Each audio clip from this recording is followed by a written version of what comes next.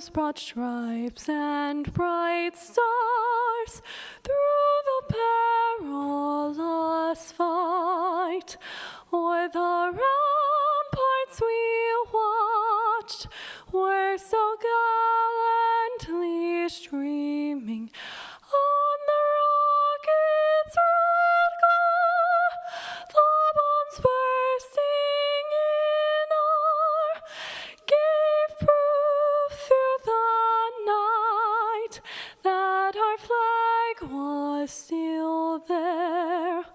Oh, say does that star-spangled banner yet wave o'er the land of the free and the home of the brave?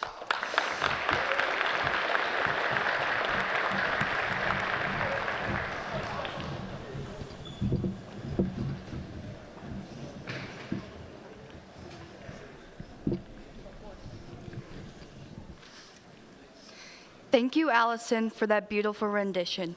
We would now like to introduce the members of our color guard. John Crawford, Navy, 1966 to 1989. Fritz Keys, Navy, 1983 to 2013. Mark Keys, Navy, 2012. Krista Leach, Air Force, 1996 to present. Daryl Maines, Army, 1983 to 1985, and National Guard, 1987 to 2007.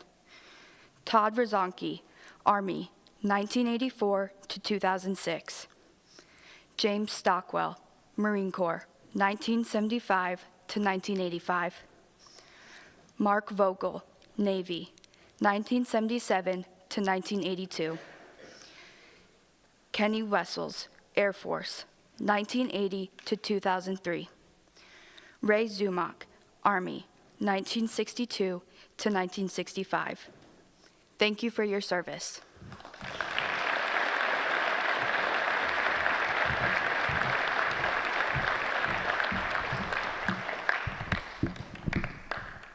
I am very pleased to introduce our guest speaker today.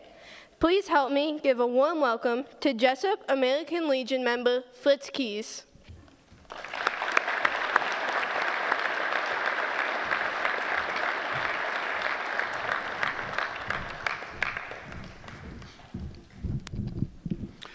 Thank you, and let me get my notes out so I don't stray. I had one of the members say, well, you can just ad lib. And I said, well, if I do, then I'll just go off on a tangent and I'll talk for an hour and a half. And I know some of the kids would like that because you wouldn't have to go back to school, but then you'd miss lunch.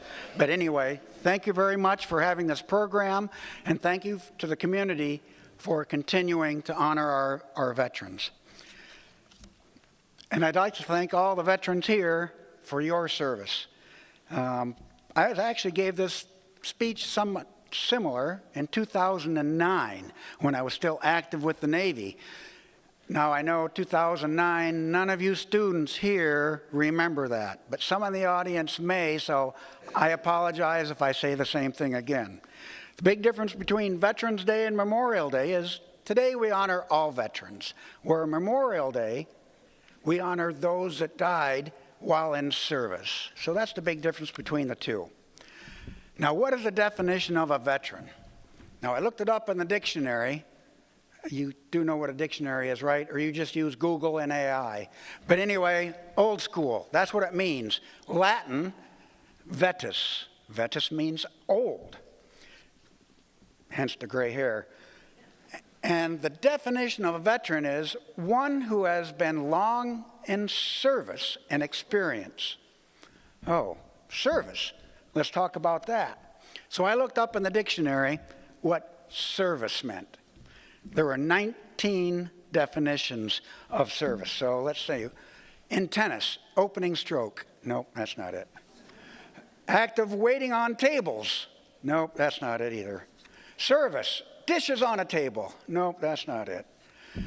Utilities such as gas or electrical service. Nope, that's not it.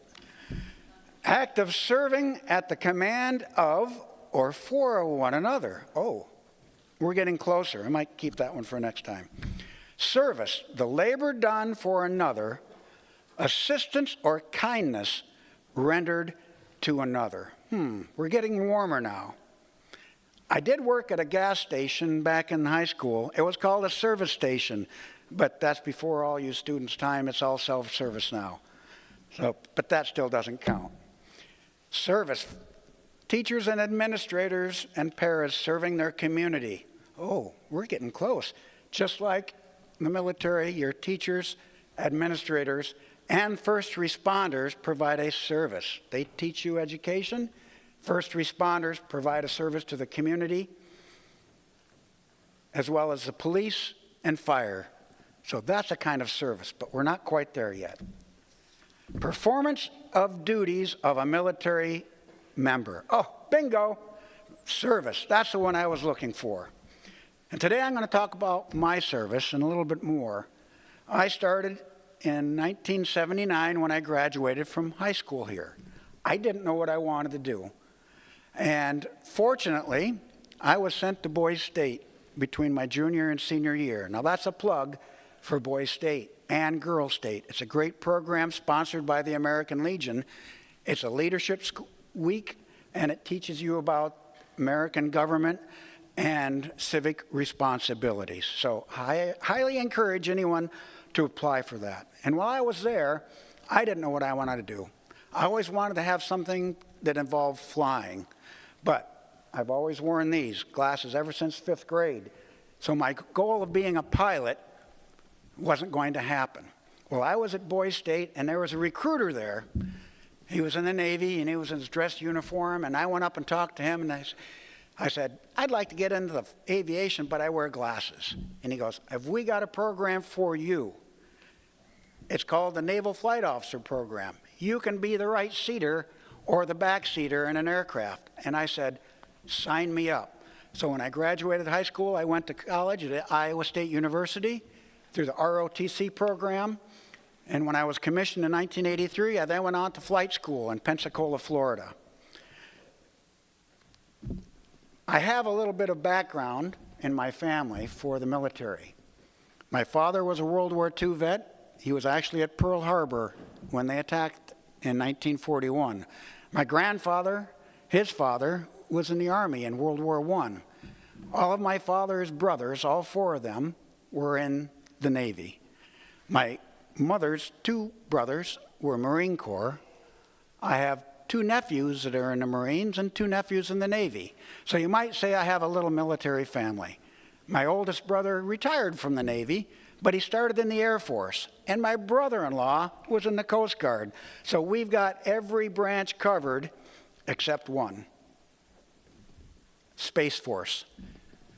They didn't start till 2018, so we're still waiting for someone in our family starting that. Now, why did I join the Navy? 1, I wanted to fly. 2, I wanted to see the world. I did. I just forgot the world was 2/3 water. When our ship left San Diego, we went west, went all the way around the world, and I saw a lot of water. We didn't stop till we got to Norfolk, Virginia, on the east coast of the United States. But I've also wanted to travel. I've seen all 4 corners of the United States, from Seattle to San Diego, from Miami to almost Maine. I was up in Groton, Connecticut. I've seen Hawaii, the Philippines, Alaska,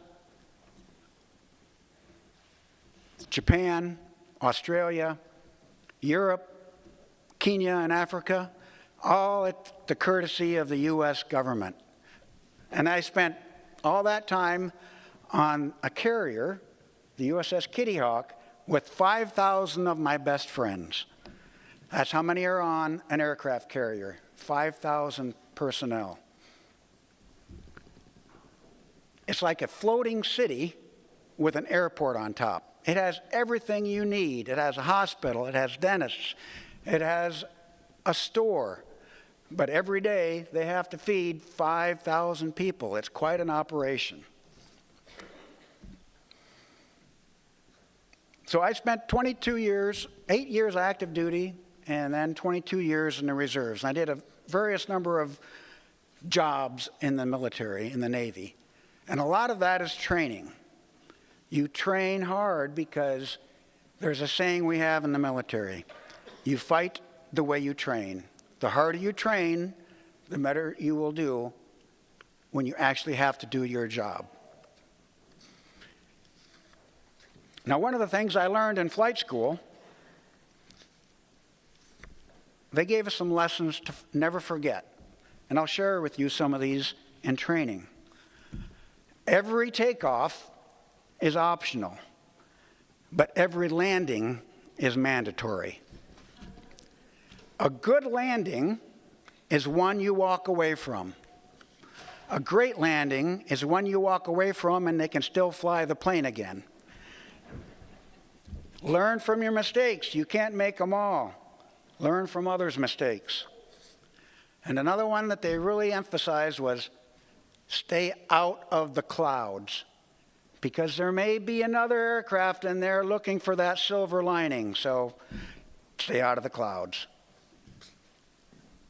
And there are 3 things that are useless to you while flying: the altitude above you, the runway behind you, and the gas in the truck or back on the aircraft carrier. The only time you have too much fuel is when you're on fire. Hopefully that's not the case. Now, to give you a perspective, a veteran, old, when I joined the Navy,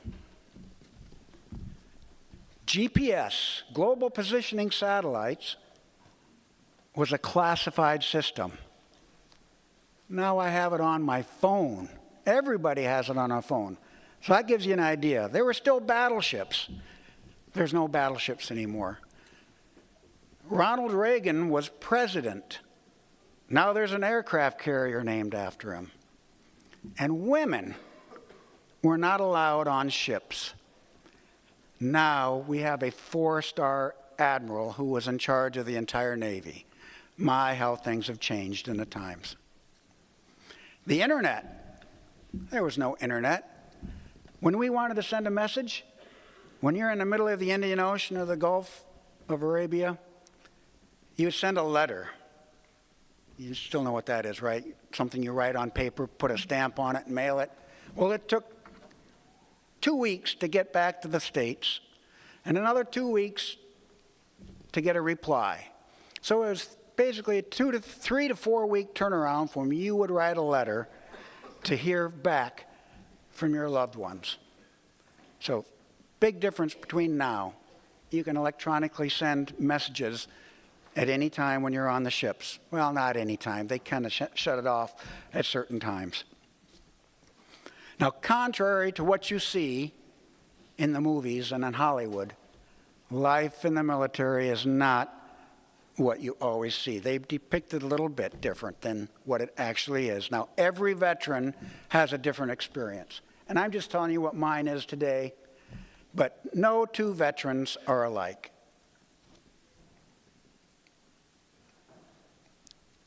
And the military runs on everybody doing their job, whether you're out on the front lines, or you're in the supply lines, or the chow lines. Every job in the military is different. Every veteran that signed up and said, I'm here to serve. Just like first responders and the teachers serve their community, veterans serve their country. And I personally believe it is a country worth serving. Otherwise, I wouldn't have spent 30 years in the military. Now, after 30 years, when I retired, the last time I was here, I was actually in uniform. Now I'm in another uniform, serving the community through the American Legion. And the last time, I actually had a little bit shorter haircut, and I didn't have this facial hair, because when I retired, I said, I conform to military grooming standards for over 30 years. I'm going to do anything I want. And one of them was to grow the biggest mustache I could that was against military regulations. So that was my way of saying, I'm done, but I'm glad I served. A few things that I did that I enjoyed. I did the travel. I enjoyed that a lot. But, like I said, there's a lot of training involved, and it's not all Hollywood. One of the things you do when you're an advanced aviation and you're subject to being, in, for lack of a better words, being behind enemy lines, you are put through what's called survival, evasion, resistance, and escape. It's called SEER School, where you learn how to survive out in the wilderness. We were out in the deserts of California for basically a week, and they didn't give you any food. You had to scrounge for your food. You had water, because you can't survive in the desert without water. But you go 2 to 3 days at a time without eating. It is possible. That's one of the things I learned while in the military, and especially in this SEER school, that you can do a lot more than you actually think you can. Your body can take a lot more than you think you can, but you rise to the challenge. And that's what all members of the military have done. They rose to the challenge. And you can endure a lot more than you think.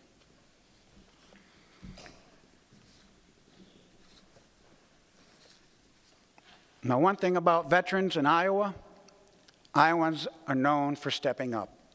And I just read a statistic saying that currently there are nearly 2,000 Iowans abroad that are serving in the National Guard or the reserves that have been activated and they are mobilized overseas. I know one personally. He's my cousin.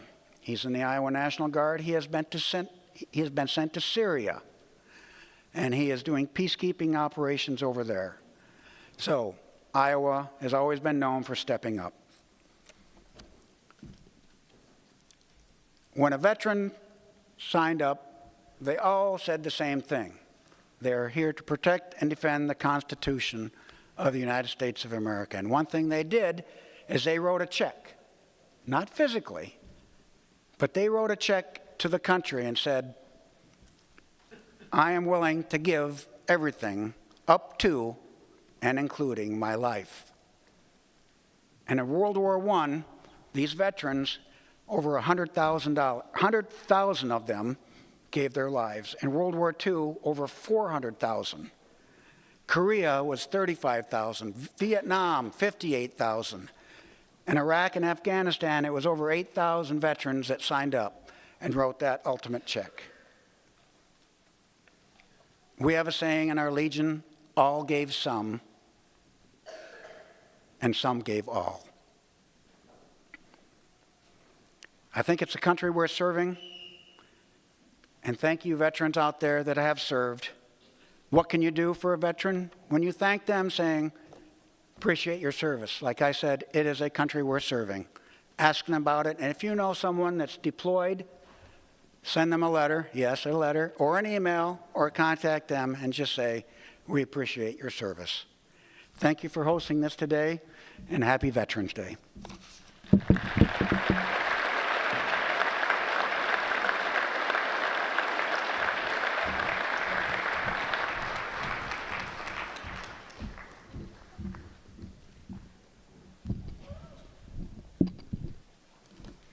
Thank you, Fritz, and thank you, veterans, for your service. We hope his message resonates with you about the veterans we have in our community and our country. In recognition of all veterans and their families with us today, the band, under the direction of Miss Kirsten Hummel, will perform Salute to America's Finest.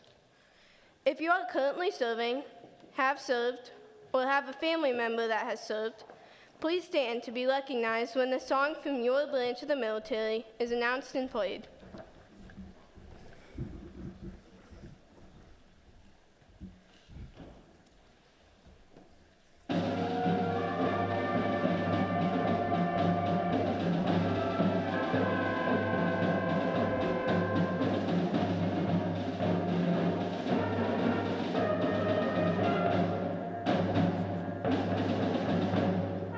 United States Army.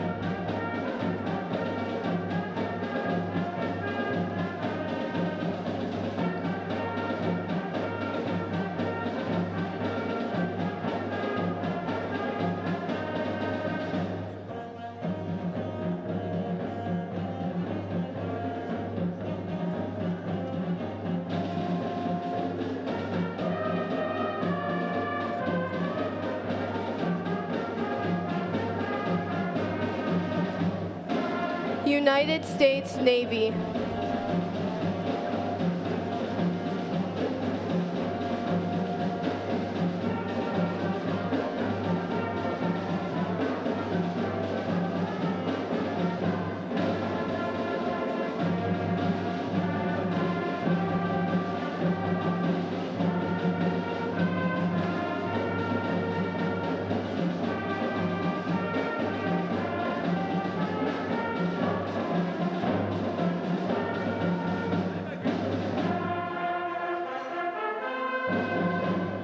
United States Coast Guard.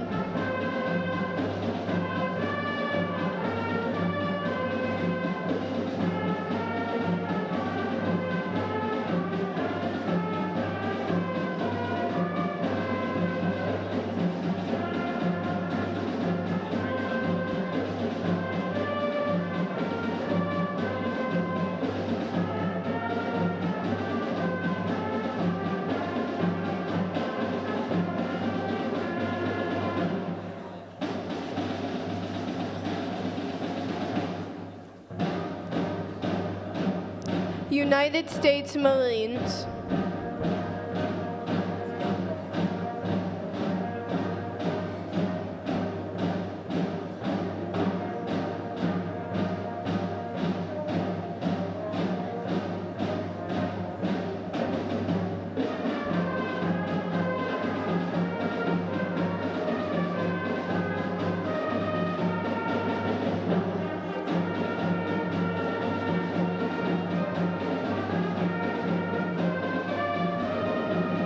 United States Air Force.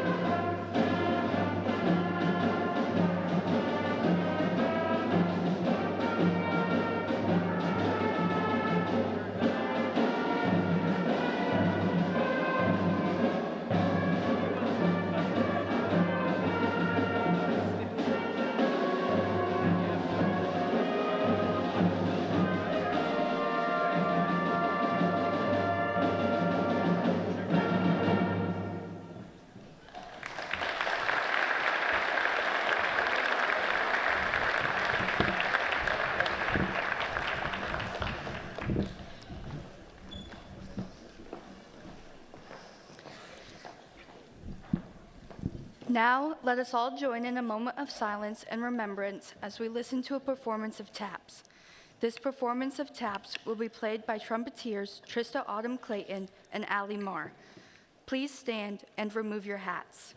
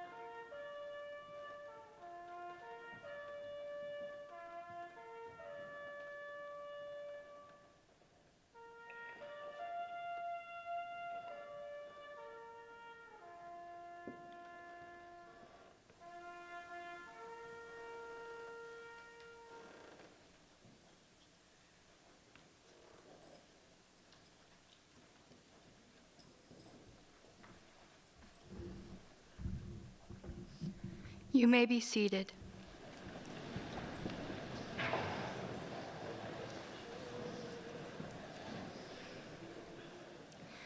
Now, the Jesup High School Band and Choir, under the direction of Miss Kirsten Hummel, will perform America the Beautiful.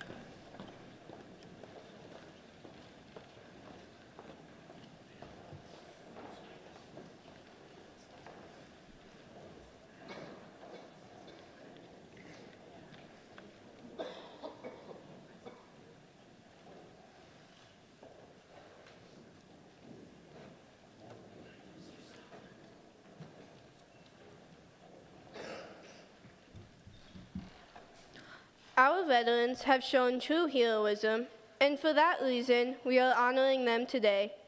We want to thank veterans, families of veterans, and friends of veterans for their service. Your sacrifices have not gone unnoticed. I would like to recognize those who have helped put this program together. Allie Marr, Olivia McIntosh, Colby Roberts, Brianna Jacobson, David Sadler, Addison Wolf, Brady Glider, Trista Autumn Clayton, the Jesup Band, and the Jesup Choir, as well as all of the other people who played a part in today's program. Finally, I would like to share a quote by Dan Lipinski. On this Veterans Day, let us remember the service of our veterans, and let us renew our national promise to fulfill our sacred obligations to our veterans and their families who have sacrificed so much so that we can live free. Let us now conclude with the retiring of the colors by Pump Shield Post number 342.